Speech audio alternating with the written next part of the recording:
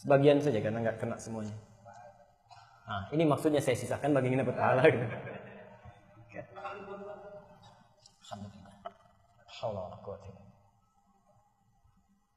Bapak Ibu sekalian, sering kali dengar zalim ya? Pernah dengar kata zalim? Apa artinya zalim? Nah, yang melakukan sesuatu tidak sesuai dengan tempatnya, keadaannya. Oke? Jadi misalnya maaf, ini kita di rumah punya gelas, punya gayung. Orang kemudian mandi dengan gelas, minum dengan gayung, itu orang zalim. Ya, cara bahasa. Atau misalnya maaf, Allah minta akan berbuat baik, dia lakukan keburukan, itu orang zalim karena tidak sesuai dengan tempatnya. Nah, saya tidak ingin menjadi zalim sambil menunggu karena sudah ada ini gelas air, jadi mohon maaf ya, saya minum dulu. Kalau sudah dihidangkan, saya diamkan, nah khawatirnya jadi persoalan. Tidak usah 2 gelas, cukup 1. Baik. Nggak ada hubungannya dengan pemilu itu ya. Baik. Bapak Ibu sekalian, kita akan menentukan bagaimana cara mengawali Ramadan, Syawal dan Idul Adha. Kita bahas dulu pengantarnya dengan singkat nanti, dan Allah memberikan taufik kepada kita.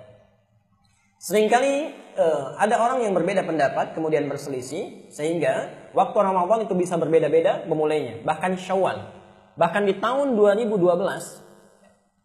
Syawal kita, Idul Fitri kita itu paling heboh sedunia karena dilakukan sampai 7 kali. Dilakukan sampai 7 kali di Indonesia tahun 2012, 2013 sampai 5 kali.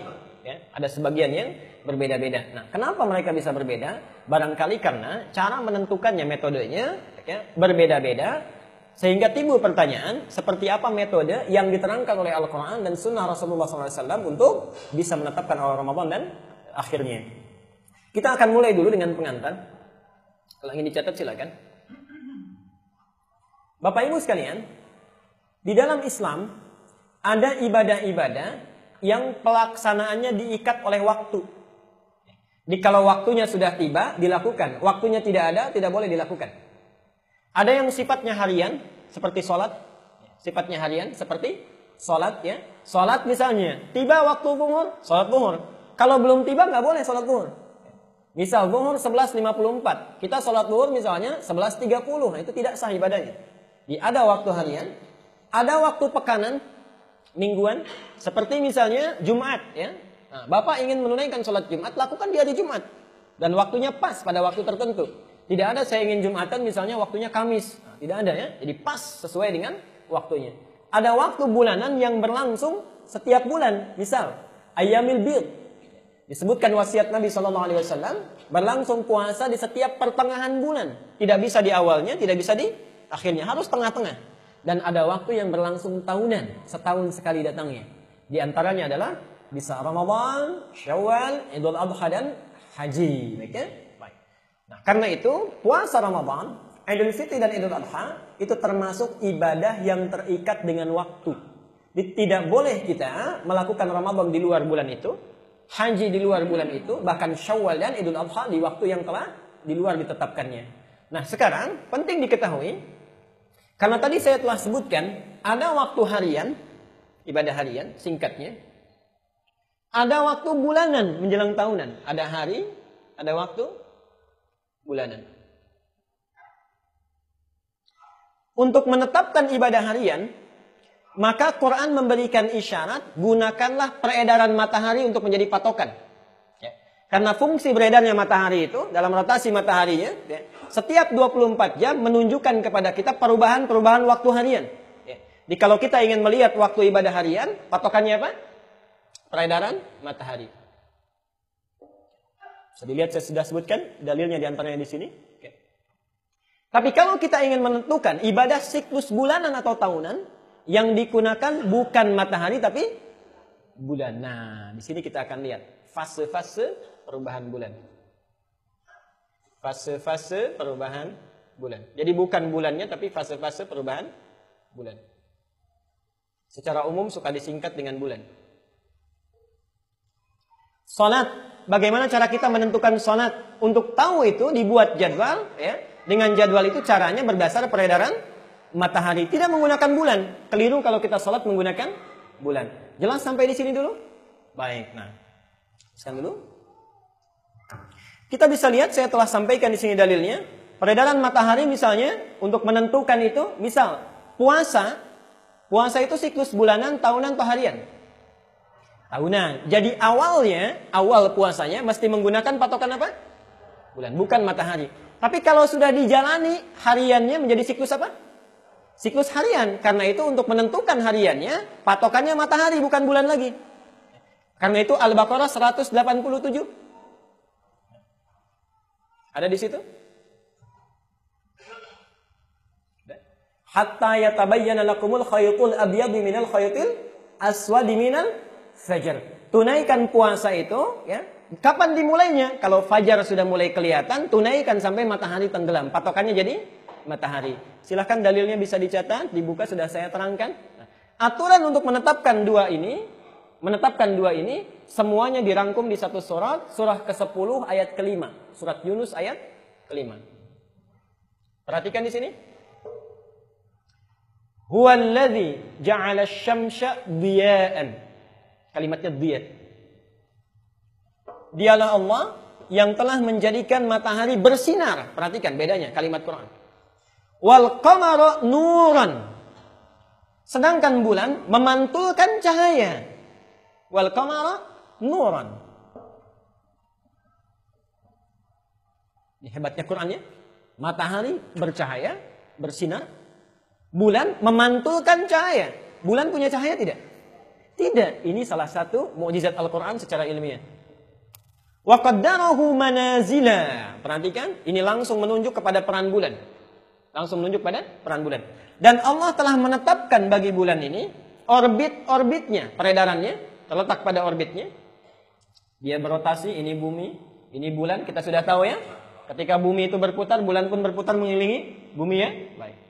Manazila lita'lamu adadas sinina wal hisab. Dengan peredaran bulan itu pada orbitnya, pada letaknya, engkau dapat ketahui menentukan bilangan-bilangan tahun dan menetapkan hisab. Jelas sampai di sini? Baik. Jadi, intinya dengan ibadah ini bisa kita tentukan yang terkait dengan waktu. Satu, menggunakan peredaran matahari. Yang kedua, bulan. Jelas sampai sini? Baik. Matahari digunakan untuk menetapkan waktu harian, sedangkan bulan digunakan untuk siklus bulan dan tahunan. Sekarang sebelum kita beranjak, perhatikan dulu. Perhatikan kalimatnya. Yang dimaksud bukan bulannya, tapi fase perubahan bulannya. Fokus dulu ke sini. Karena kita akan membahas awal Ramadan, ditentukan dengan siklus bulanan, maka kita akan fokus ke sini dulu. Bulan di dalam Quran, termasuk dalam istilah bahasa Arab, itu punya 3 nama, punya 3 istilah. Satu, disebut dengan Qamar. Ada surah namanya surah Al-Qamar. Surat keberapa? 54. Ya. Ada namanya Qamar. Qamar itu fisiknya, wujudnya, bulannya. Yang kedua Badrun. Itu bulan dengan cahaya purnamanya. Kalau cahayanya sudah demikian terang, pertengahan bulan itu, maka disebut dengan Badrun. Warnanya putih sekali. Saking putihnya disebut dengan bidun. Dari sini muncul puasa ayyamil bid.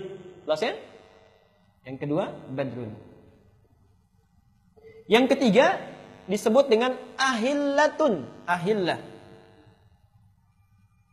Ahillatun. Ini ada di Al-Baqarah 189.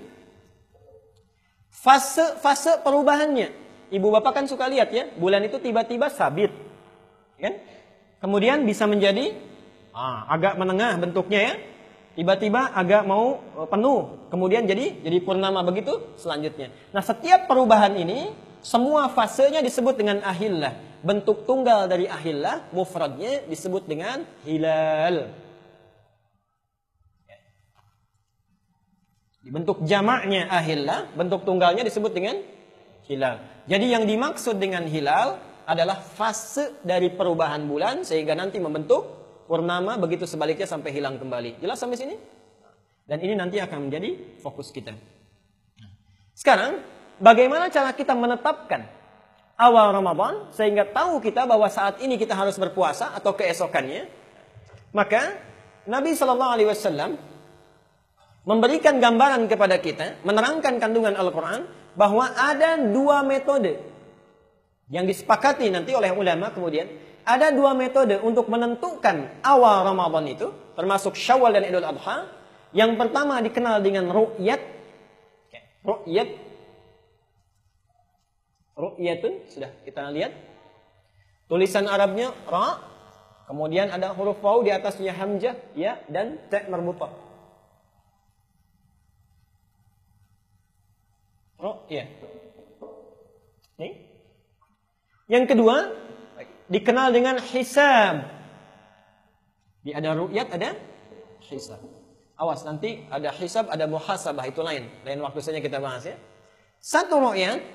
Ru'yat adalah menetapkan awal Ramadan, nanti kita bahas terperinci. Menetapkan awal Ramadan dengan cara melakukan pengamatan. Dengan cara melakukan pengamatan langsung dengan mata kepala kita. Okay? Melakukan pengamatan langsung dengan mata kepala kita. Melihat awal fase bulan pertama yang muncul. Awal fase bulan pertama yang muncul setelah terbenam matahari. Jadi pelan-pelan ya, nanti saya rincikan. Satu dinamakan apa tadi? Ru'yat. Kedua, hisab. Ru'yat adalah proses pengamatan dengan mata kepala. Nanti kita akan lihat pengamatan dengan mata kepala mengenai hilal pertama yang muncul. Hilal pertama yang muncul di akhir waktu bulan tertentu. Di akhir waktu bulan tertentu. 0 derajat. Melakukan pengamatan langsung terhadap hilal yang pertama kali muncul di akhir bulan tertentu, kan? Untuk menetapkan jatuhnya awal waktu yang baru. Nggak apa-apa, bingung dulu aja. Nanti kita berikan gambarannya pelan-pelan. Sedangkan hisab, metode menentukan awal Ramadan dengan cara melakukan perhitungan kompleks, melakukan perhitungan yang kompleks, berdasar data-data ru'yat sehingga diketahui awal waktu dari hari Ramadan itu. Nanti kita uraikan dalilnya, ada lebih jelas lagi. Baik ru'yat ataupun hisab, itu keduanya disepakati oleh ulama. Sekali lagi, keduanya disepakati oleh ulama bahwa sebagai metode yang sah digunakan untuk menentukan awal Ramadan, Syawal dan Idul Adha. Kita bahas lebih lanjut, apa itu ru'yat, bagaimana cara melakukannya, apa syaratnya bisa diru'yat, dan bagaimana gambarannya. Nah, kita bahas dulu bagian yang pertama. Satu, sebelum ke definisi dan cara meru'yat, kita harus ada dalil dulu. Karena tidak boleh ibadah dilakukan kecuali ada dalil perintahnya. Yang pertama Al-Quran, surat Yunus, ayat kelima. Ini sudah bisa kita dapatkan. Di Quran, surat Yunus, ayat kelima. Ini dalil tentang salah satunya ru'yat. Di mana kita bisa menemukannya? Perhatikan. Kita baca ayatnya. Huwallazi ja'ala asy-syamsa dhiya'a wal qamara nura wa qaddarahu manazila. Dialah Allah yang telah menjadikan matahari bersinar, rembulan memantulkan cahaya, dan menetapkan bagi bulan itu tempat-tempat dia beredar. Wa qaddarahu, sehingga bisa ditetapkan. Manazila, wa qaddarahu manazila, menetapkan bagi bulan itu tempat-tempat beredar, orbitnya. Kemudian lita'lamu, lihat huruf lam di situ. Lita'lamu. Perhatikan sini. Saya tuliskan dulu ke bawah. Lita'lamu. Adadas sinina wal hisab. Adadas sinin. Sinin dulu saya tuliskan. Apa fungsi bulan itu? Di antaranya, kata Allah, bulan itu selalu beredar pada orbitnya. Kalau beredar, dia bisa berubah. Dari yang tadinya sabit, kan? Menjadi menengah seperti tadi. Menjadi hampir penuh, menjadi besar. Nah, peredaran ini, li, kata Allah. Lihat huruf li di situ, saya garis bawahi. Itu bisa digunakan dengan itu, dengan beredarnya. Bisa diamati, diketahui untuk menentukan adadas sinin, perubahan-perubahan waktu. Bagaimana cara melakukannya untuk bisa menentukan waktu itu? Jadi orang Arab dulu, kalau lihat bulan saja, lihat hilal, itu sudah tahu ini pertengahan bulan, tanggal berapa. Ini akhir bulan, tanggal berapa. Ini awal bulan, tanggal berapa. Bagaimana caranya? Ditafsir oleh hadis Nabi. Perhatikan hadisnya, bisa kita baca di sana. Dari Abi Hurairah radhiyallahu anhu, baik. Nabi SAW menyampaikan, hadisnya sangat kita ketahui. Sumu li ru'yatihi wa aftiru li ru'yatihi. Perhatikan huruf lamnya, li. Jadi ayat Qur'annya ada kalimatnya li, ya, li ta'lamu, lam di sana, lamnya difungsikan di bawah. Bagaimana cara menentukan awal Ramadannya? Li ru'yatihi, ru'yat, dengan cara meru'yatnya. Lam di satu ayat itu ditafsirkan dengan hadis Nabi. Jadi cara menentukan Ramadan bisa dilakukan dengan ru'yat, pengamatan langsung terhadap perubahan bulan dari hilal pertamanya. Hadisnya apa?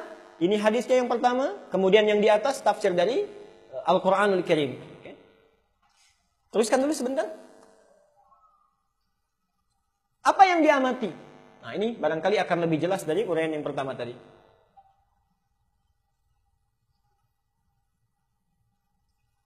Bapak Ibu sekalian, yang kita amati saat akan menentukan awal bulan Ramadan itu sekali lagi bukan bulan, bukan Badar yang purnama, tapi ahillatun, fase-fase perubahan bulan. Nah, fase-fase perubahan bulan yang kita amati,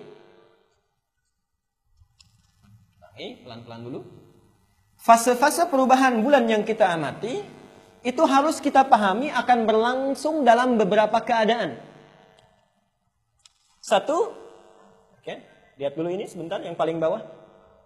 Biasanya, fokus ke sini, bulan, matahari dan bumi, itu saat beredar, nanti di penghujung setiap bulan akan berada dalam satu garis lurus. Contoh begini, misal saja. Ini matahari, misal saja. Ini bumi, ini bulannya. Terlihat sini? Setiap akhir bulan, itu ketiganya matahari, bulan dan bumi akan selalu berada di satu garis lurus. Karena mereka bersatu, berkumpul di satu garis lurus ini, berkumpul di satu garis, maka disebut dalam istilah bahasa Arab fikihnya ijtima' keadaannya. Ijtima'. Yaitu berkumpulnya matahari, bulan dan bumi di satu garis lurus. Jelas di sini? Jelas ya. Ijtima' dalam bahasa astronominya disebut dengan konjungsi. Konjungsi. Kapan ini terjadi? Itu selalu terjadi di setiap akhir bulan, yaitu pada tanggal 29 di setiap akhir bulan.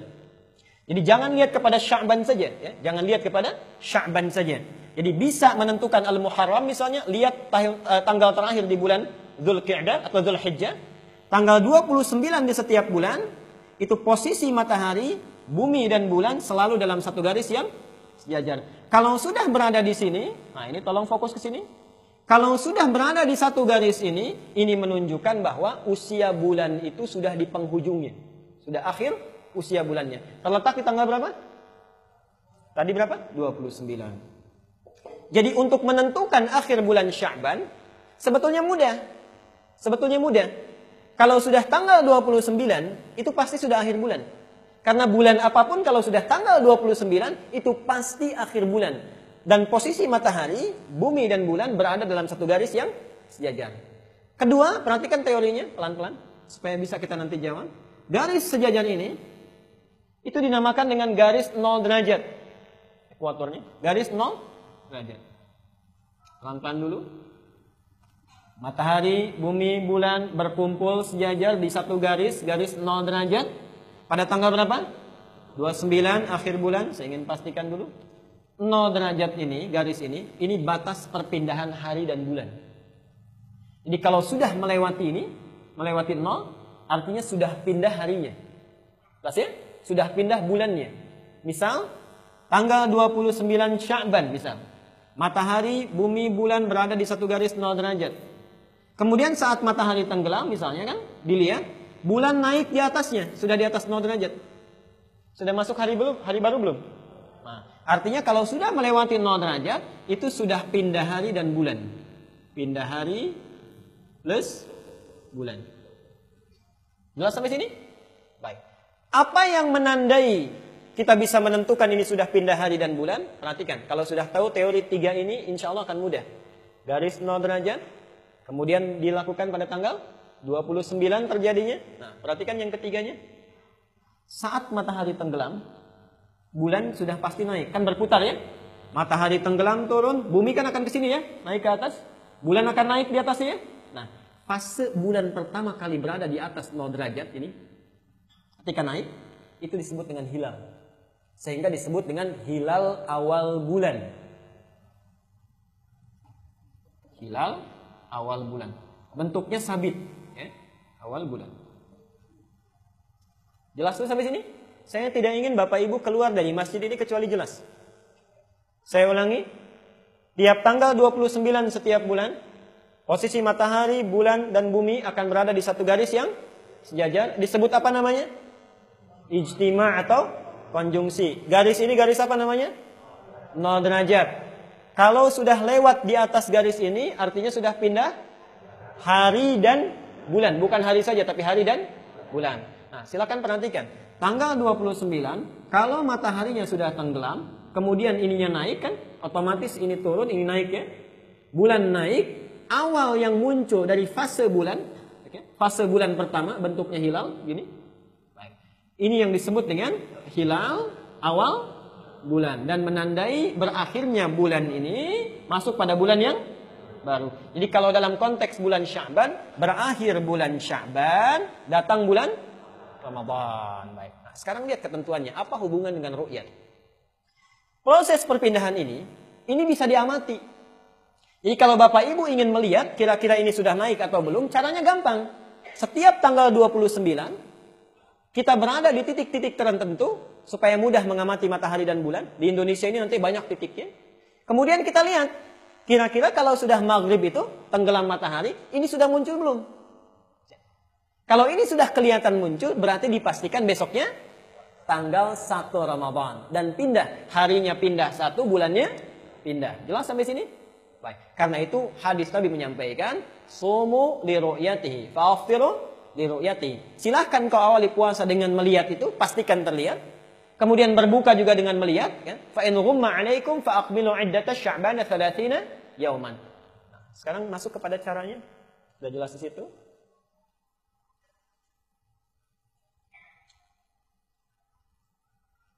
Nah, kita ambil dulu di sini sebentar. Yang pertama, Bapak Ibu sekalian, ini penting kita ketahui. 5 kaidah ini itu harus berlaku saat ru'yat dilakukan. Tidak mungkin ru'yat bisa berlaku kecuali memperhatikan 5 kaidah ini. Oke. Ini yang standar, yang umum. 1, menyiapkan proses pengamatan pada tanggal 29. Jadi tidak mungkin ru'yat terjadi di tanggal 28 atau tanggal 30. Harus tanggal 29. Jelas sampai sini? Baiknya, karena itu akhir bulan. Yang kedua, memastikan cerahnya cuaca yang tak terhalang awan saat penglihatan. Jadi jangan ada kejadian-kejadian alam yang bisa menghalangi penglihatan kita. Karena kalau sudah terhalang pasti tidak akan terlihat. Pasti tidak akan terlihat. Teruskan dulu. Yang ketiga, melakukan pengamatan. Kalau dulu Rasulullah pakai mata telanjang, tidak pakai apa-apa ya, tidak pakai alat. Sekarang sudah ada alatnya yang canggih, ada teropong dan sebagainya. Yang keempat, melakukan penggenapan jumlah bulan Sya'ban bila hilal tak nampak dalam ru'yat. Ini teori keempat, langsung di hadisnya. Fa in ghumma 'alaikum fa aqbilu 'iddata sya'bana 30 yauman. Perhatikan ke sini sebentar sebelum ke nomor 5. Jadi kalau tadi kita lihat ke sini, kemudian terhalang ini, tidak kelihatan hilalnya, tidak kelihatan, tak nampak setelah kita lihat, maka rumusnya besoknya belum jatuh hari baru dan bulan baru, tapi Sya'ban digenapkan menjadi berapa? 30 hari. Jelas sampai sini? Baik ya. Jadi itu teori yang keempat, dilihat tidak kelihatan, genapkan Sya'ban sampai tanggal 30. Dan itu belum bisa dipastikan. Jadi tidak ada kalender ru'yat. Jadi kita belum tahu sampai tanggal 30 atau 29. Ya, kecuali menggunakan hisab. Ya. Jadi kalau ibu sudah ada di kalender misalnya sekarang, tanggal Sya'ban jatuh sampai 30 hari. Nah, itu keliru kalendernya. Keliru kalendernya. Karena belum bisa meru'yat. Bagaimana bisa memastikan? Oke? Baik. Teruskan dulu sebentar. Yang kelima, ini yang paling penting. Perhatikan betul. Umumnya, saya katakan umumnya hilal tidak dapat diru'yat kecuali ketinggiannya sudah 5 derajat di atas ufuk 0 derajat tadi.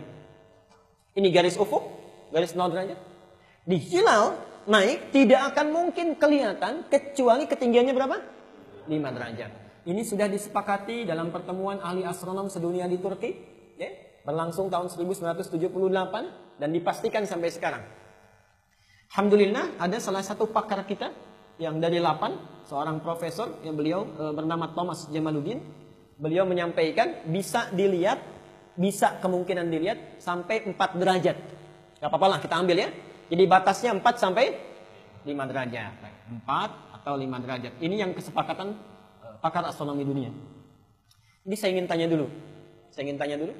Kalau sekiranya hilal naik ketinggiannya di atas 0. Sudah matahari terbenam tanggal 29. Matahari terbenam. Kemudian bulan mulai bergeser, bumi bergeser, bulan naik. Hilalnya misalnya sudah ketinggiannya 5 derajat. Kelihatan tidak? Kelihatan. Kalau sudah kelihatan, maka ada istilah hilal terlihat. Besok ditetapkan sebagai awal puasa. Tapi kalau ketinggiannya 3 derajat bisa. Kelihatan tidak? Tidak kelihatan. Maka yang menggunakan metode ru'yat pertama kali, kalau menggunakan metode ru'yat ini, kalau tidak terlihat di bawah 5 derajat, tidak terlihat, maka mereka akan genapkan. Sampai plus 1 menjadi 30 hari. Jadi besoknya belum puasa, tapi masih Sya'ban. Jelas sampai sini? Ini bagian teori ru'yat dulu. Sekarang kita akan masuk dulu pada selanjutnya.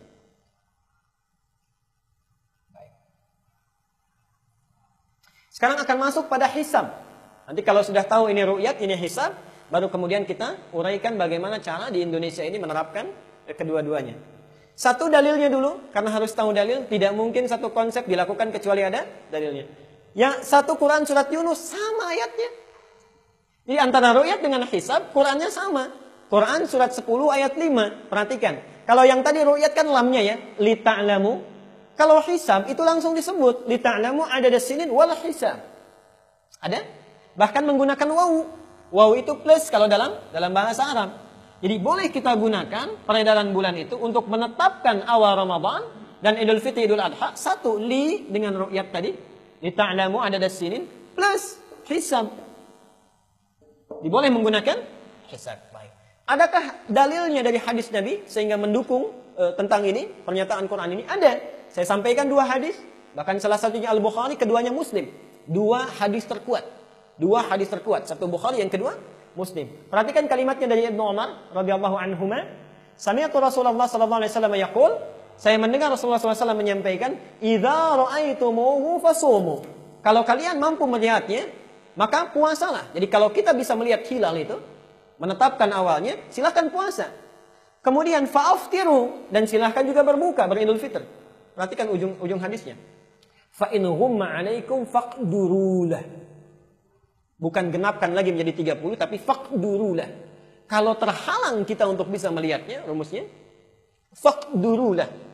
Maka perkirakanlah, hitunglah. Apa yang dimaksud dengan qadara faqduru di sini? Para ulama menyampaikan, lihat para tabi'in, tidak usah ambil kita. Para tabi'in yang paling soleh, misal kita ambil Mutarrif bin Abdillah. Mutarrif bin Abdillah ini seorang tabi'in yang wafat tahun 95 Hijrah. 95 Hijrah ini dilahirkannya Imam Malik bin Anas. Jadi ketika beliau wafat, Mutarrif bin Abdillah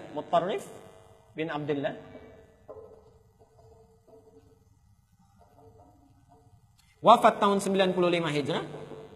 Beliau meninggal, Imam Malik lahir. Imam Malik itu gurunya Imam Asy-Syafi'i. Kerabatnya Imam Abu Hanifah. Abu Hanifah nama aslinya Nu'man bin Bashir.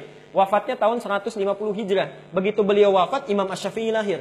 Oke? Nah, ini menyampaikan di dalam salah satu catatannya, beliau menafsirkan yang dimaksud faqdurullah adalah dengan cara menghitung al-hisab. Jelas sampai sini? Baik. Itu di antara dalilnya. Insya Allah saya tuliskan lebih banyak lagi. Jadi artinya ru'yat ada, hisab juga ada. Bagaimana cara menghisab? Teori keduanya. Ru'yat sudah tahu caranya, sekarang hisab. Aplikasi hisab. Baik. Saya sampaikan sama-sama 5 poin. Sama-sama 5 poin. 1. Menyiapkan data-data hasil pengamatan fase hilal yang menjadi acuan hisab. Jadi hisab itu bukan tanpa ru'yat. Hisab itu bisa terjadi kalau data-data pengamatan sejak zaman Nabi dikumpulkan, dilihat, dianalisis, kemudian diperhatikan sehingga muncul waktu yang bisa sifatnya eksak untuk menetapkan awal Ramadan. Jadi saat ru'yat pertama kali dilakukan oleh Nabi di Madinah, itu berlangsung tahun berapa? Waktunya berapa? Waktunya kapan? Ketinggian hilal pada saat itu berapa? Dihitung dari zaman Nabi, zaman sahabat terus sampai kekinian. Kemudian dari hitungan itu muncul secara kompleks, hitungan yang kompleks. Dengan rumus-rumus tertentu, lahirlah ditetapkan tahun ini jatuh pada tanggal sekian, bulan sekian misalnya, waktunya berapa derajat, menitnya sekian, dan seterusnya. Jelas sampai sini? Dan proses hisab ini juga digunakan untuk menentukan waktu sholat. Untuk menentukan waktu sholat. Saya beri contoh. Zaman Nabi sholatnya itu pakai ru'yat. Zaman Nabi pakai ru'yat. Kalau tidak percaya silakan baca semua kitab fikih tentang sholat. Tidak ada itu menggunakan hisab. Kata Rasulullah, kalau engkau ingin tahu waktu sholat zuhur, tanamkan tongkat itu di lapang. Kemudian lihat bayangannya. Ketika bayangan mulai miring sedikit itu kan berlawanan dengan arahmu, maka itu muncul sholat zuhur. Ketika lebih pendek muncul sholat asar. Ketika akan hilang muncul sholat maghrib. Hilang sama sekali muncul isya.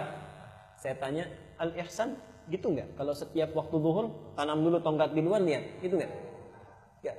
Maka muncul ulama-ulama setelahnya. Perhatikan, saya ingin gambarkan betapa umat Islam itu sebetulnya cerdas dan hebat. Ibu sudah ada yang ke Tunisia? Bapak di sini? Tunisia? Lain waktu coba main ke sana ya. Lihat lagi ke sini itu Pak. Coba kalau ikut umroh plusnya itu jangan yang aneh-aneh ya. Ini ada plusnya ke Hong Kong, plusnya kemana gitu. Cari yang bagus-bagus. Tunisia itu punya satu daerah namanya Korowain. Di Korowain ini ada satu masjid yang dibangun pada masa kepemimpinan Musa bin Nusair tahun 150 Hijrah. Dibangun masjid ini, lihat kehebatan masjidnya. Saya ingin gambarkan. Jadi seperti Masjidil Haram, gambarannya Masjidil Haram. Artinya terbuka luas begini ya. Kalau di Masjidil Haram tengah-tengahnya apa? Ka'bah. Di sini bukan. Tengah-tengahnya ada satu gundakan. Kemudian ada tempat begini. Lihat hebatnya ya. Di gundakan ini naik ke tangga, di atasnya ada hitungan astronomi. Dihitung derajatnya, dihitung busurnya, menunjuk kepada waktu. Lalu di sini ada tongkat besi, dilingkari oleh waktu-waktu sholat. Ini zuhur, ini asar, ini maghrib, ini isya. Fajar seterusnya. Perhatikan hebatnya. Kalau matahari sudah tepat berada di atas masjid itu, tepat di sini, bersinar ke sini, itu langsung akan memantulkan sinarnya ke sini, dan langsung di sini menunjuk kepada waktu sholat. Sini cahaya jatuh, dipantulkan ke sini, langsung menunjuk kepada zuhur. Muadzin tinggal lihat, zuhur, adzan. Allahu Akbar, Allahu Akbar. Sampai sekarang masih ada. Saya ingin sampaikan betapa hebatnya saat Eropa masih tenggelam dalam gelapnya pengetahuan, umat Islam sudah bisa membuat seperti ini 150 Hijrah. Berarti sudah 1200 tahun yang lalu. Sudah 12 abad yang lalu. Karena itu mari Ibu tingkatkan kebaikan kita Pak. Belajar yang rajin, orang sudah ke bulan kita masih memperdebatkan yang kecil-kecil itu, ya. Teruskan ke sini. Tapi saat yang bersamaan sudah mulai maju teknologi, perhitungan, sekarang kan tinggal lihat jam ya. Jam digital sudah muncul, waktu zuhur berapa, waktu asar berapa, maghrib berapa ya. Artinya, dulu zaman Nabi tidak digunakan karena belum ada kemunculan ini, tapi dalilnya sudah ada. Ulama kemudian mengembangkannya sampai sekarang hampir tidak ada di muka bumi ini sholat yang menanam tongkat terlebih dahulu. Jelas sampai sini? Pun demikian dengan Ramadan, aplikasi hisab itu bisa dilakukan, data ru'yatnya sudah ada. Yang kedua, menentukan batas minimal ketinggian hilal di atas ufuk saat matahari terbenam. Apa maksudnya? Itu sama saja dengan yang tadi. Jadi menentukan batas ketinggian minimal. Lihat ini. Tadi ini disebut garis apa? 0 derajat ufuk. Ini disebut dengan batas 0 derajat, batas minimalnya. Jadi 0 derajat ini batas minimal. Artinya kalau sudah di atas 0 berarti sudah pindah hari ya. Pindah hari dan waktu. Kalau di bawah 0 berarti belum pindah hari. Saat matahari terbenam. Hisab tidak berlaku sebelum matahari terbenam. Jadi kalau misalnya maaf ini matahari telah terbenam atau misalnya pada jam malam, mulai ijtima malamnya, itu tidak berlaku besoknya puasa. Misal ijtima terjadi pada jam 8 malam, jam 20. Oke. Malam terjadi jam 20, sudah maghrib belum? Sudah, ya. Karena sudah maghrib, mataharinya tenggelam, walaupun ijtima itu tidak bisa dihitung besoknya sebagai hari baru. Walaupun ketinggiannya di atas 0 derajat. Jadi saat matahari terbenam. 3, menentukan waktu konjungsi ijtima sama dengan ru'yat ya. Tanggal berapa? 29 Sya'ban. 29. Matahari berkumpul dengan bumi dan bulan. Saya turunkan ini. Garis minimalnya 0 derajat. Kemudian melakukan perhitungan berdasar rumusan yang telah ditetapkan. Jadi ada rumusnya nanti, tidak sembarangan. Karena itu ada ahlinya. Nggak boleh seseorang tiba-tiba, saya ahli matematika, saya ahli astronomi, kemudian menghitung. Tidak begitu. Ada rumusan fikihnya. Dan yang terakhir, membedakan konsep secara teoritis dan praktisnya. Nah, sekarang kita akan lihat, sebentar. Lihat ke sini Bu ya. Ini sudah saya akhiri dulu. Lihat ke sini sebentar. Bagi hisab, dia akan hitung berdasar hitungan yang kompleks. Setiap tanggal 29 Sya'ban berarti sudah jatuh pada akhir bulan. Akhir bulan sebelum Ramadan. Sekarang dilihat, menurut data perhitungan, misal matahari ini akan berkumpul dengan bumi dan bulan di satu garis lurus. Misal, berkumpulnya itu di jam 17.00. 17.00. Atau yang tahun ini saja, insya Allah, ijtima akan terjadi pada tanggal 29 Sya'ban, tepatnya di hari Jumat, bersamaan dengan 27 Juni, jamnya jam 15:20, ya kan? 10 detik. Jam 15:20, jam lewat 10 detik. Berarti jam 3 sore ya, hampir setengah 4. Matahari sudah tenggelam belum? Belum, berarti sudah terpenuhi ya. Baik. Berarti syarat yang kedua sudah terpenuhi. 29 Sya'ban, matahari, bumi dan bulan berkumpul. Sekarang saat bumi dan bulan mulai berkumpul, ini sudah pindah hari belum? Belum ya, karena masih di 0 derajat. Saat kemudian matahari tenggelam, naik, tenggelam kan? Baik, bawah. Ini naik tidak? Naik, bulan naik, hilal kemudian muncul. Persoalannya sekarang, berapa ketinggian hilal yang muncul di bulan ini, di tahun ini? Kalau ru'yat itu harus berapa? 5 derajat. Ternyata ketinggian hilal itu saat ini tingginya 0 derajat 31 menit 17 detik. 0 derajat 31 menit 17 detik. Disingkat menjadi 0,3 derajat. 0,3 derajat. Tahun lalu masih 1 derajat, atau 0, sekian derajat ya, sampai 1 derajat. Perhatikan. Prinsip hisab itu tidak melihat berapa ketinggiannya. Mau 5, mau 3, mau 2. Kalau sudah melewati 0, berarti sudah pindah hari atau belum? Sudah pindah hari. Jadi bagi orang yang menggunakan metode hisab, karena sudah melewati 0 derajat, di atas 0, maka dia sudah pindah hari, sudah pindah bulan. Tapi bagi yang menggunakan hisab, persoalannya bulannya, hilalnya belum kelihatan. Karena itu pasti nanti yang menggunakan ru'yat itu akan digenapkan menjadi 30 hari Sya'bannya. Yang menggunakan hisab besoknya akan puasa. Jelas sampai di sini? Baik. Ini bagian yang pertama dulu. Jadi tahun ini ketinggian hilal kita akan hanya 0,3 derajat di atas 0. Bagi yang menggunakan hisab, besoknya pasti akan puasa. Karena prinsipnya begini, kalau malam-malam berdasar Masehi jam 00, 12.00. Kalau jam 12 lebih 1 detik. Sudah pindah hari belum? Sudah. Tapi persoalannya jam itu tidak kelihatan menitnya pindah. Baru begini, pak, kita lihat dari jauh.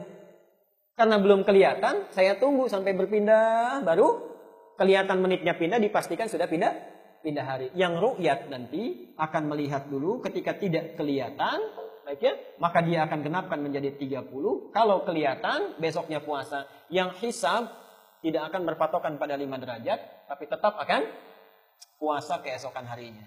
Jadi, yang akan menggunakan hisab, itu Sabtunya sudah puasa. Yang akan menggunakan ru'yat, wallahu alam, saya belum bisa jawab, karena belum diru'yat. Tapi secara teoritis tidak akan kelihatan. Karena ru'yat itu nggak ada kalendernya, karena nggak dihitung, dilihat. Karena itu saya katakan tadi, keliru kalau mengatakan kalender Sya'ban 30. Dari mana taunya? Kan 29 belum dilihat. Kalau ingin menggunakan kalender 30, tidak akan ada. Yang ada 29. Karena itu menggunakan perhitungan, hisab. Jelas ya? Kalau ada di kalender kita, misalnya, hari ini tahunnya 30 Sya'ban. Itu keliru total. Dari mana taunya? Kan belum dilihat. Tapi kalau hisab sudah bisa menentukan. 29, hari Jumat. Sudah naik di atas 0, pindah hari. Jelas sampai sini? Nah, sekarang pertanyaannya belum selesai. Ibu, bapak nggak usah tanya dulu ya. Saya yang tanya dulu. Pemerintah kita menggunakan apa? Nah, nanti kita lihat.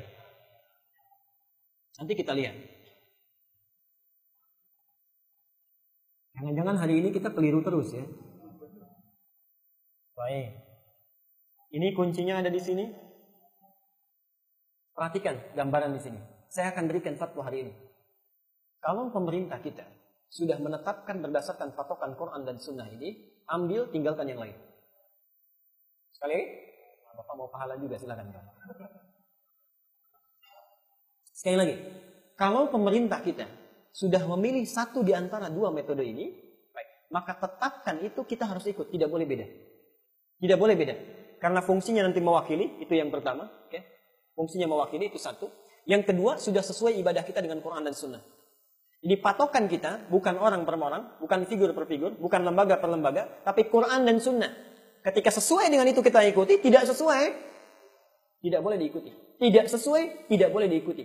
Karena itu ketaatan pada ulil amri, mau ditafsirkan dengan siapapun, baik nanti di masjid, baik nanti di ormas ataupun di pemerintah, lihat ketaatannya. Allah mengikatkan dengan satu kalimat. Ati'ullaha wa ati'ul wa ulil. Perhatikan di sini. Saya belum ke sini dulu ya. Ati'ullah wa ati'ul rasul.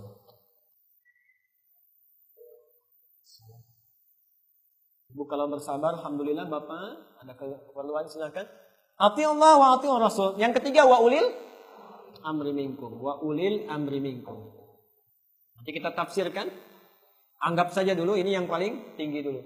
Saya ingin tanya, baca ini. Ati'ullah wa ati'ur. Baca yang ini. Baik. Lihat, perhatikan baik-baik. Saya garis bawahi. Yang di sini nomor 1 ada kata ati'unya. Taatlah pada Allah. Yang di sini ada kata ati'unya juga. Yang di sini ada enggak? Perhatikan cara menafsirkannya. Perhatikan. Taat artinya ketaatan mutlak. Ketaatan mutlak. Jadi jangan tanya. Kalau Allah sudah perintahkan, jangan tanya lagi. Kalau Rasul sudah mintakan, jangan protes lagi. Lakukan saja. Apa yang kita pandang buruk, boleh jadi ada kebaikan di situ. Jelas sampai sini? Nah, karena itu digunakan kata ati'u. Tapi kenapa ketika pada ulil amri cuma ditambah waw? Taatnya tidak ada. Ini artinya ketaatan dengan syarat bila, sekali lagi, bila ulil amri ini menetapkan satu keputusan, yang keputusan itu sesuai dengan ketentuan Al-Quran dan Sunnah Allah dan Rasulnya. Diikat dengan kata taat ini. Jadi bila ketetapan ulil amri tidak sesuai dengan ati'ullah wa ati'ur rasul, Allah dalam Qurannya, Rasul dalam Sunnahnya, maka tidak boleh kita menaatinya. Dan keliru kalau mengatakan, kalau misalnya salah ya ikut kita salahnya. Kalau sudah salah jangan diikuti. Itu ijtihad yang masih samar-samar. Hukumnya ada, itu boleh. Tapi kalau sudah keliru tidak boleh diikuti. Saya beri contoh begini. Saya pernah tinggal di Tunisia beberapa saat. Itu presidennya sebelum revolusi, saat Ramadan Pak Ibu, itu tampil di televisi. Langsung mengumumkan di hadapan rakyatnya. Disimpan air putih di depannya. Dia katakan, untuk apa puasa? Bikin kita lemas saja, diminum. Lalu minta pada rakyatnya untuk gak puasa. Bapak Ibu ikut gak? Jadi jangan sembarangan menafsirkan ini. Kalau kita katakan dia ulil amri, kemudian menyampaikan kita untuk buka, tidak sesuai dengan ini, tidak kita ikuti. Nah sekarang kita kembalikan dulu. Kita kembalikan ke sini. Pemerintah kita menetapkan berdasarkan apa? Allahu a'lam, nanti kita bisa lihat. Apakah ru'yah ataukah hisab? Okay. Dan dua-duanya itu tidak ada keunggulan masing-masing. Semua harus taat pada Allah dan Rasulnya. Bila kita ingin melakukan ru'yat, silakan. Ya, itu diberikan pada orang yang paling sederhana sekalipun. Gak punya ngitung, silakan lihat. Bagi orang yang sudah maju, ingin menghitung, memudahkan penanggalan dan sebagainya, silakan gunakan hisab. Tidak ada keunggulan di situ masing-masing. Perhatikan. Ternyata selama ini, saya nggak tahu tahun ini. Selama ini sampai ke belakang, metode yang ada berapa? Satu apa? Ru'yat. Kedua apa? Hisab. Nah, pemerintah dari sampai tahun kemarin, itu tidak menggunakan ru'yat apalagi hisab. Yang digunakan metode campur-campur di antara keduanya dikenal dengan nama imkan ru'yah. Imkan ru'yah. Yuk, saya berikan gambarannya. Fokus ke sini. Garis 0 derajat. Ini ada matahari, di sini ada bumi, di sini ada bulan. Lihat ke sini. Ketinggian bisa dilihat berapa derajat hilalnya? 5 derajat. Kalau hisab berapa? Di atas 0, 1 pun jadi, ya kan? 0,1. Perhatikan di sini. Nah, ada seorang pakar di kita, didukung oleh beberapa orang, yang tadi saya sebutkan namanya, mengusulkan bahwa daripada ini berbeda terus, kan suka ada yang pakai ru'yat ya, dilihat. Ada yang menggunakan hisab, ya 2 ormas besar sekarang ya, kita tahu itu. Kemudian mengambil jalan tengah, niatnya baik, tapi caranya yang ada persoalan. Niatnya baik. Daripada nanti berbeda terus, ambil saja batas pertengahannya. Beliau mengusulkan tadi, dari 5 itu kan keputusan internasional ya. Yang mungkin dilihat berapa? 4 tadi kan, kata beliau tadi ya, Pak Mas Jamaluddin. Kata beliau, ambil saja yang tengah-tengah. Supaya bisa disamakan. Tengah dari 4 berapa? 2 derajat. Dibuat ketentuan, lihat ketentuannya. Ini sangat menarik. Kita buat batas 2 derajat. Kalau hilal berada di 2 derajat, saya tanya dulu, bisa dilihat nggak? Ya. Yang bisa dilihat berapa? Anggap saja 4 dulu. Anggap saja beliau. Berapa kelihatannya? 4. Kalau hilal berada di 2 derajat, maka anggap saja kelihatan. Mungkin terlihat sekalipun tidak terlihat. Mungkin terlihat sekalipun tidak terlihat. Baik. Tapi kalau hilal di bawah 2 derajat, misal 0, misal jangan 0 lah, 1,5.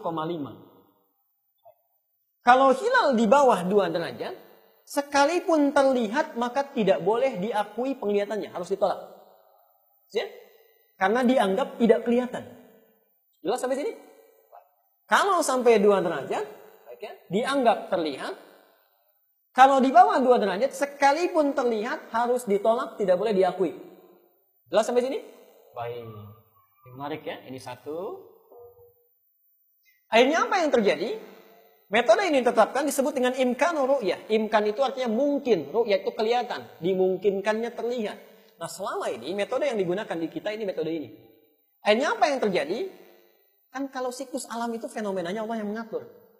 Bisa saja Bapak menetapkan dengan hisab. Maaf ya, hisab misalnya, kita tetapkan sekarang itu 0 derajat. Tiba-tiba terjadi fenomena alam, ada orang ru'yat, terlihat.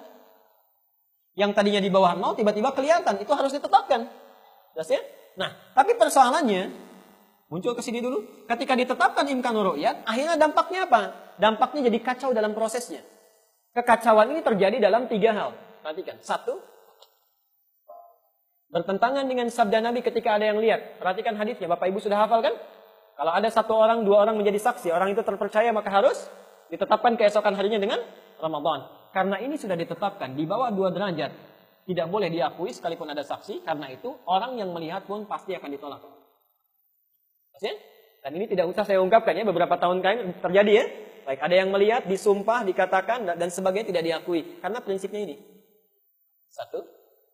Yang kedua, terjadi inkonsistensi.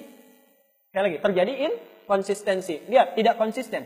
Kalau tadi di atas 2, kelihatan tidak? Dianggap kelihatan. Belum sampai 4. Ya?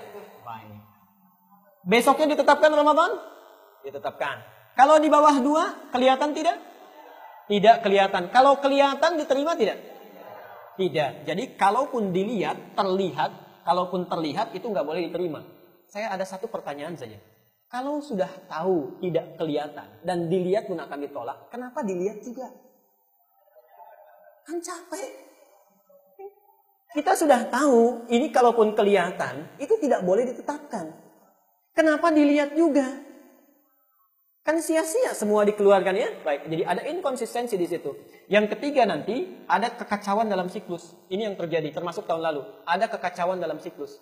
Nah, saya beri contoh kemarin, misal yang menetapkan kemarin puasanya lebih cepat berjumlah 30 hari, itu konsisten dengan Idul Adha-nya. Karena ketika pindah dia beralih ke hisab. Ketika pindah beralih ke hisab. Kalau Bapak Ibu tidak percaya, perhatikan.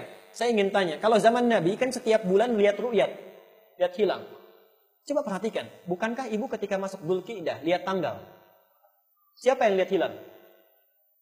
Masuk Al-Muharram lihat tanggal, kan? Masuk bulan Safar lihat tanggal, Rabiul Awal lihat tanggal. Tapi ketika pindah ke sini, kemudian kita kembalikan kepada ru'yat, ada dalilnya, boleh dilakukan, ada dalilnya. Tapi nanti persoalannya ketika masuk bulan selanjutnya Syawal itu kembali ke tanggal. Kembali ke tanggal. Nah, persoalannya apa? Awal Syawal itu bisa dilakukan ru'yat. Tapi pindah ke bulan Dzulqa'dah, bulan yang ke-11, kita akan lihat Syawal. Setelah Ramadan apa? Syawal. Syawal hari pertama disebut apa?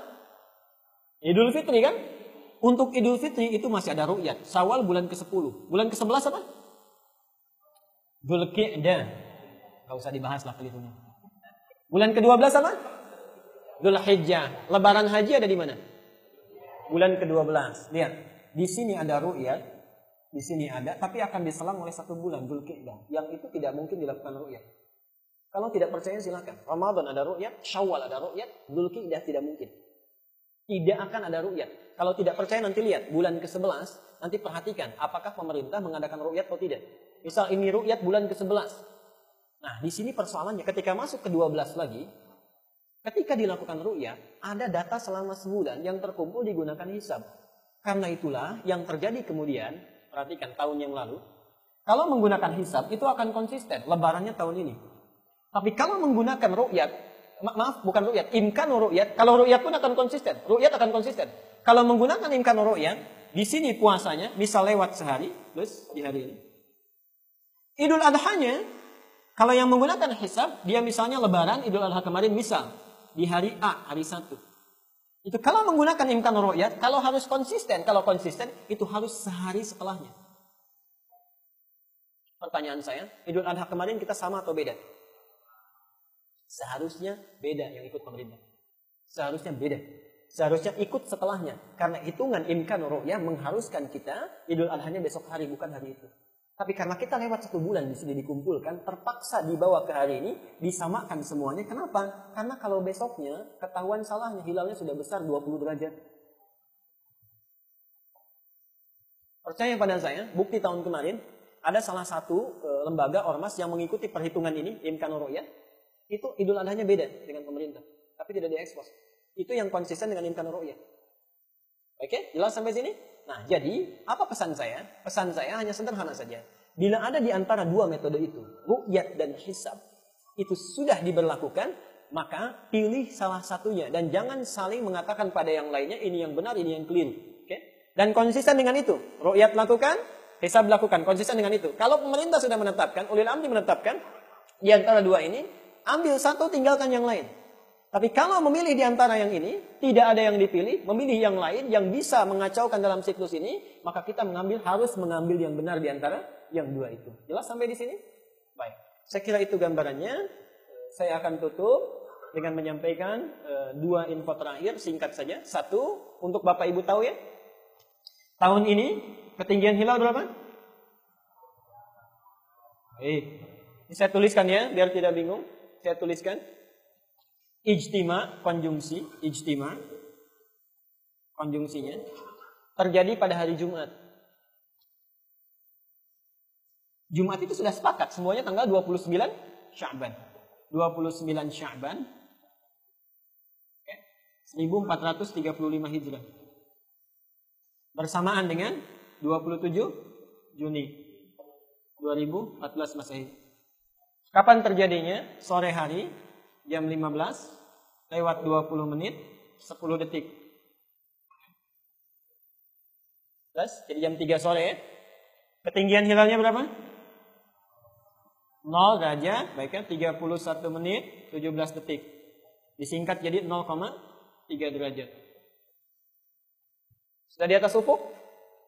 Sudah di atas ufuk. Sekarang perhatikan. Kita ingin buktikan saya salah atau benar. Saya salah atau benar. Perhatikan di sini ya. Sya'ban tanggal berapa? 29-nya hari apa? Hari Jumat. Lihat kalender versi pemerintah. Saya yakin tertulis tanggal 30 Sya'ban akhirnya. Kalau tidak percaya silakan lihat. Ada 30 Sya'ban. Saya ingin tanya. Kalau ru'yat itu dilakukan di akhir bulan atau pertengahan bulan? Silakan perhatikan ya. Untuk membuktikan uraian saya benar atau tidak. Kalau konsisten, pemerintah sudah tetapkan akhir Sya'ban itu 30. Harusnya ru'yatnya tanggal ini. Sampainya. Tapi Bapak Ibu akan lihat ru'yat akan dilakukan pada tanggal 29 hari Jumatnya. Hari Jumatnya.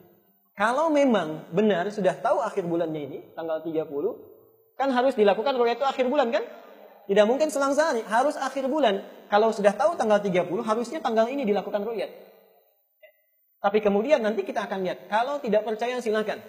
Kalau saya keliru insya Allah Pak Armen menyediakan martabak kumbang itu. Tapi insya Allah benar. Kalau tidak percaya silakan. Hari Jumat tanggal 29 Sya'ban, ru'yat akan dilakukan. Kalau itu benar dilakukan hari Jumat, berarti penanggalannya keliru. Karena tidak mungkin ru'yat bisa menentukan tanggal. Dari mana tahu besoknya tanggal 30? Kok belum dilihat? Ya kan? Baik. Oleh karena itu akibat apa? Akibat ini. Akibat ini. Kalau kita gunakan yang benar saja, sudah ru'yat dengan benar. Tidak usah ada macam-macam. Tetapkan itu, ikuti. Sudah selesai. Maksudnya? Baik, dan tidak perlu repot. Ada yang menetapkan ru'yat sampai sekarang, ada yang hisab sampai sekarang. Dua-duanya memiliki keunggulan dan Saya kira itu, jadi silahkan kalau mau mengambil kesimpulan dilihat dari sini, kembali ke masing-masing. Ya, saya tidak ingin menganjurkan apakah ikut ini, ikut itu, atau ikut dan sebagainya.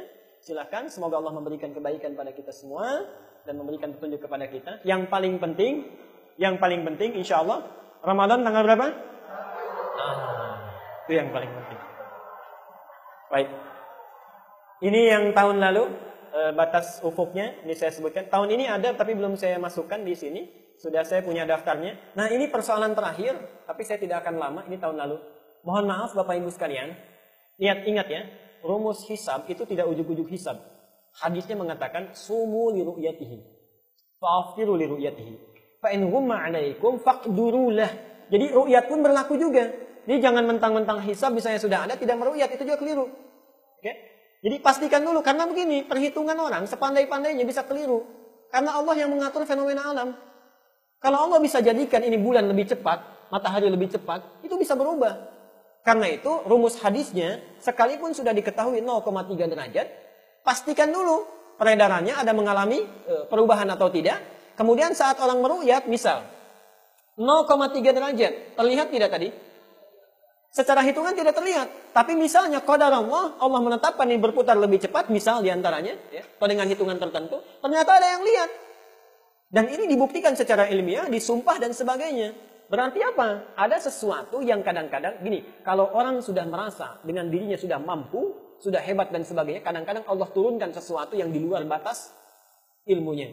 Karena itu, ini tetap harus ada, dilakukan dengan itu. Kalau kemudian bisa ditetapkan, terlihat, alhamdulillah, terhalang, baru kita mengambil data yang paling objektif di situ. Jelas di sini? Baik. Jadi, ru'yat itu perlu, tapi yang salah itu kan tadi, kalau di bawah 2 misalnya kelihatan ditolak, di atas 2 nggak kelihatan ditetapkan, itu yang jadi persoalan. Baik ya. Saya kira itu ya, untuk materi hari ini. Insya Allah tidak ada pertanyaannya. Oh baik. Kalau yang ini tahun yang kemarin. Tahun yang kemarin ya. Itu ada garis-garis tuh, ada 0 derajat, itu yang garis 0-nya. Ada yang masih di bawah 0 jadi minus, Pak, ya. Itu yang ada ke Papua. Nah, ini terjadi seperti sekarang. Ini terakhir, ini hati-hati ini yang paling sangat penting. Tidak jauh beda dengan tahun kemarin. Perhatikan garisnya. Yang di tengah itu ya, ada Pulau Kalimantan. Garis ke sebelah sana, di atasnya ada Papua, minus 1 derajat ya. Ini tolong Bapak Ibu sampaikan pada saudara kita, baik yang menggunakan hisab. Tahun ini, hitungan 0,3 derajat itu berlaku sampai pertengahan di Pulau Jawa tuh, Jawa dan Bali. Di Indonesia dari mulai Aceh sampai ke Jawa Bali, itu hilalnya sudah wujud di atas 0. Di atas 0. Tapi daerah timur sampai ke Papua itu masih di bawah 0. Oh, hati-hati, masih di bawah 0. Saya ingin tanya, kalau di bawah 0 sudah hari baru belum? Artinya, kalau saya secara pribadi, Indonesia Timur itu puasanya hari Ahad. Oke? Jadi, Papua, Irian, dan sebagainya gitu ya. Baik, Irian dan kalau hisab murni, kecuali menggunakan daerah satu zona waktu Indonesia, baru kemudian bisa ditetapkan. Tapi kalau kita ingin hati-hati, Indonesia Timur kesananya, itu sebaiknya puasanya hari Ahadnya. Kesini hari Sabtunya. Jadi kita yang daerah misalnya Pulau Jawa, Bali, dan sekitarnya kesini, itu hari Sabtu sudah bisa mulai menunaikan puasa. Saya kira itu. Baik Bapak Ibu sekalian, itu yang bisa saya sampaikan. Mohon maaf bila ada kekurangan. Bila ada sesuai dengan Al-Quran dan Sunnah, silakan diamalkan. Tidak sesuai, tinggalkan. Jangan ragu. Okay? Yang benar datangnya dari Allah, salah dari saya mohon dimaafkan. Terakhir sebelum saya tutup, untuk Ramadan sekali lagi, saya punya jadwal di sini, terutama Asar menjelang Maghrib dan 10 hari terakhir. Untuk Asar akan saya khususkan untuk hari-hari Quran. Jadi ada 3 yang ingin nanti saya kaji di sana, dibagi 3 waktu. 1, saya akan sampaikan cara cepat menghafal Al-Quran. Nanti insya Allah saya buatkan pedomannya, mudah-mudahan Allah memberikan taufik, percepatan yang bisa cepat. Ke-1. Yang kedua, bisa dengan tilawah tafsir Qurannya. Jadi sehari kita selesaikan 1 juz secara singkat. Di makna ayat ini, 1 juz itu apa maknanya? Tafsirnya. Jadi insya Allah 30 hari, itu selesai 30 Quran dengan tafsirnya. Dan yang terakhir, barangkali bila ada yang ingin setoran Quran dengan riwayat yang berbeda, saya perkenankan. Selama ini kita baca misalnya 1 riwayat, ingin tahu riwayat yang lainnya, saya coba bacakan ya. Nanti insya Allah saat Ramadan. Barangkali itu saja, semoga Allah memberikan kebaikan pada kita. Kita tutup dengan doa kifaratul majlis bersama-sama. Subhanakallahumma bihamdika asyhadu an la ilaha illa anta astaghfiruka wa atubu ilaik. Wa akhiru da'wana alhamdulillahi rabbil alamin. Assalamualaikum warahmatullahi wabarakatuh.